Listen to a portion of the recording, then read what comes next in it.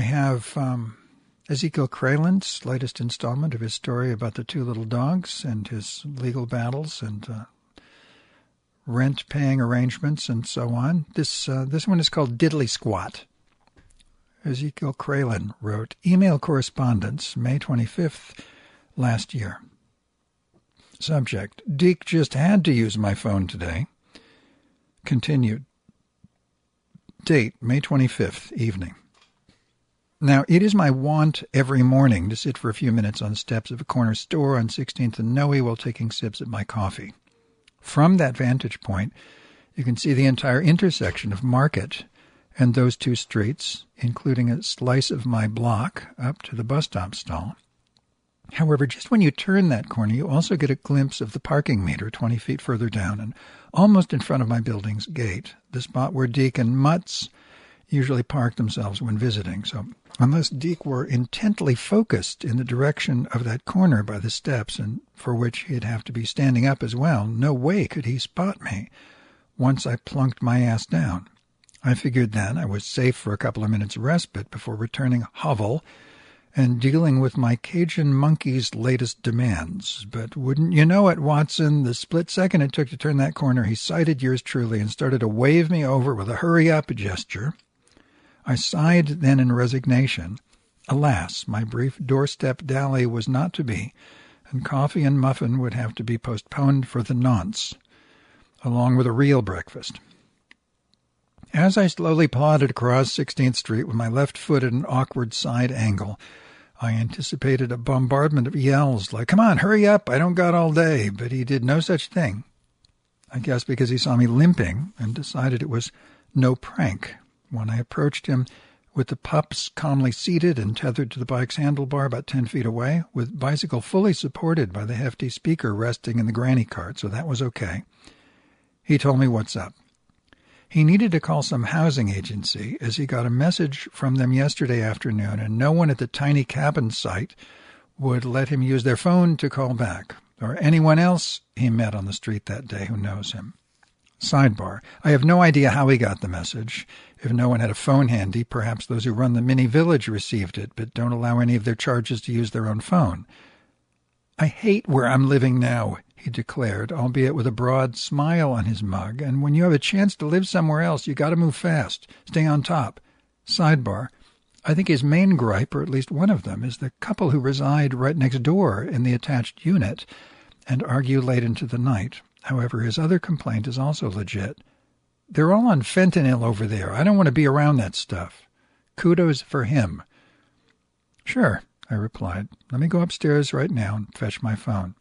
As I opened the gate, he called to me, "You think you got friends, but then you find out they're jackasses." "Yup," I agreed. "They sure sound like jackasses to me. I'll be right back."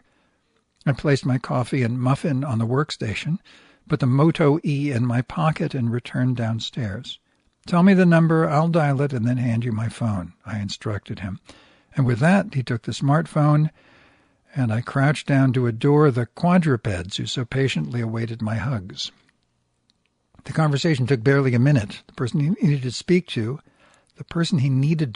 was out on the field. Then they asked for his phone number, since the agent might call back later. "I don't have a phone," he answered. "I'm using a friend's. Is that all right?" They said, "Sure." So he looked down at me from where I sat on the sidewalk with Flacco on my lap and her brother under one arm and said, "What's your phone number?" I told him segment by segment, 3 numbers, 3 more numbers, then 4, which he repeated so they could jot it down. Having accomplished this, he handed me back my Moto and suggested I could feed the doggies, but before doing so I reminded him that this is Thursday, my shopping day. "Shopping?" he queried, pointing at the corner of Noe and 16th. "Where did you just come from?" "From Rosenberg's for coffee," I replied, a tad exasperated, because I was holding the cup right there in my hand when I first came up to him. "That's not what I meant by shopping." "What kind of shopping are you talking about?" He pressed on with the nonsense.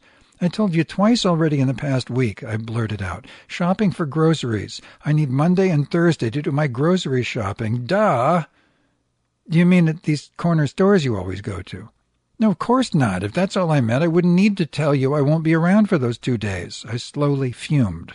It's too expensive for me to shop in the Castro anymore, so I have to go to Trader Joe's because they have really good prices, and I told you that twice already. No, I don't think you ever told me, he declared. Yes, I did, I insisted. You just have a lousy memory, so I assume you'll show up on those days again and again, no matter how many times I tell you. No, I won't, I promise, he assured me. Whatever, I said. You mean Trader Joe's up there? He asked, gesturing in the general direction of downtown.